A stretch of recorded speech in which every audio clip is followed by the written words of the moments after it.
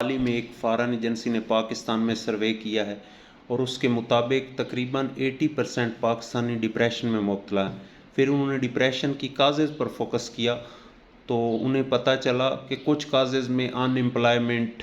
غربت اور دیگر معاملات، بیماریوں کا ہونا ہے، لیکن 90% اس کی کاز افراد ہیں، یعنی اس کی کاز فرینڈز ہیں، اس کی کاز ریلیٹیوز ہیں، اس کی کاز نیبرز ہیں اور دیگر افراد ہیں جن سے ہمارا میل جول ہوتا ہے۔ تو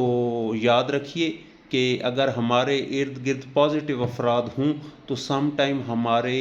ریئل پرابلمز جو ہوتے ہیں، جینون پرابلمز ہوتے ہیں، ان کی شدت بھی کم ہو جاتی ہے اور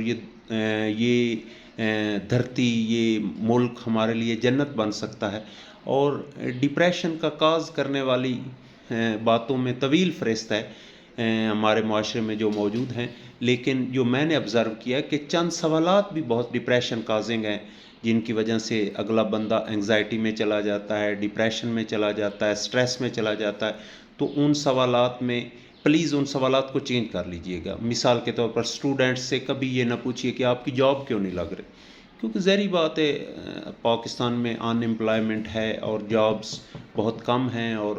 گورنمنٹ اس عنوان سے کوئی ایفرٹ بھی نہیں کر رہی۔ تو پلیز یہ کبھی کویسچن نہ کیجیے گا کہ آپ کی جاب کیوں نہیں لگ رہی۔ اسی طرح غیر شادی شدہ افراد، ظاہری بات ہے یہ ایک انسٹنکٹ ہے، وہ ظاہری اس کے اندر خود ڈیزائر موجود ہوتی ہے شادی کرنے کی، تو کسی وجوہات کی وجہ سے یا کچھ فیکٹرز ہوتے ہیں، تو پلیز یہ کویسچن نہ کیجیے گا کہ آپ کی شادی کیوں نہیں ہو رہی، بلکہ پاکستانی تو شادی کے بعد یہ کویسچن شروع کرتے ہیں کہ آپ کو بچہ کیوں نہیں ہو رہا، اور کسی کی بچیاں ہیں تو آپ کو بیٹا کیوں نہیں ہو رہا۔ اگلے دن ایک بندہ مجھ سے سوال پوچھ رہا تھا کہ آپ کو بیٹا کیوں نہیں ہے، میں نے کہا میں جینیٹک انجینئر ہوں۔ لیکن پلیز یہ پرسنل، قرآن نے بھی جو ہے اس عنوان سے ایک آیت بھی ہے وَلَا تَجَسَّسُوا، کسی کی ٹو نہ لگایا کرو، کسی کے ایسٹ نہ پوچھا کرو، کسی کی ذاتی قسم کے نجی سوالات جو ہوتے ہیں، پراپرٹیز کیا ہیں، تم کرتے کیا ہو، تمہارے معاملات کیا، یہ ہمارے ہاں پاکستان میں بہت زیادہ ٹو لگائی جاتی ہے کہ اس کے ایون بار بار لوگ تنخواہ پوچھتے ہیں، فلاں ہے فلاں ہے، فلاں کام کیسے کرتے ہو، وغیرہ وغیرہ۔ تو اس قسم کے کویسچن سے اوائڈ کریں اور پلیز اس دنیا کو جنت بنانے کی کوشش کریں، یعنی اس دنیا کو جنت بنانے میں 80% آپ کا رول ہو سکتا ہے، کیونکہ آپ کی وجہ سے کوئی بندہ پریشان نہ سوئے۔ بے شک نہ دیں، سخاوت نہ کریں، خیراتیں نہ کریں، کسی کو لون نہ دیں، لیکن کم از کم کسی کو دکھ نہ دیں، اور کوشش کریں کہ آپ کی لینگویج انتہائی سودنگ ہونی چاہیے، دوسرے کو تسکین، مرہم کی پٹی بنے، اور اس کی دکھتی ہوئی راگ والے سوالات اور دکھتی ہوئی راگ پر ہاتھ رکھنے سے اوائڈ کریں۔ یقیناً یہ دنیا جنت بن سکتی ہے، تو اپنی گفتگو میں بہت زیادہ محتاط ہوں، کیونکہ آپ کے سوالات یا آپ کی جو بھی کوئریز ہیں، ان سے اگلا بندہ ہو سکتا ہے ڈپریشن میں۔ جرنل پوچھا کریں کیسے حال ہیں، کیسے حالات زندگی جا رہے ہیں،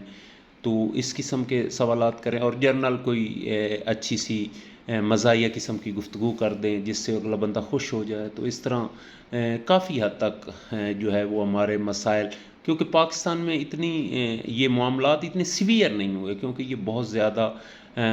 زرخیز ملک ہے، بہت زیادہ یہاں ریسورسز ہیں۔ بے شک ہماری گورنمنٹ جو ہے وہ بہت ویک جا رہی ہے، لیکن پھر بھی یہاں مین کاز افراد ہیں، تو پلیز اپنے رویوں کو درست کیجیے۔ جس طرح آپ ہرٹ ہوتے ہیں، اس طرح آپ کی گفتگو سے دیگر بھی ہرٹ ہو سکتے ہیں، تو یہ انٹینشلی اپنا موٹیو بنا لیجیے، مشن بنا لیجیے کہ میں نے کوشش کرنی ہے کہ میں نے نہ کوئی ایسا سوال کرنا ہے، نہ کوئی ایسی بات کرنی ہے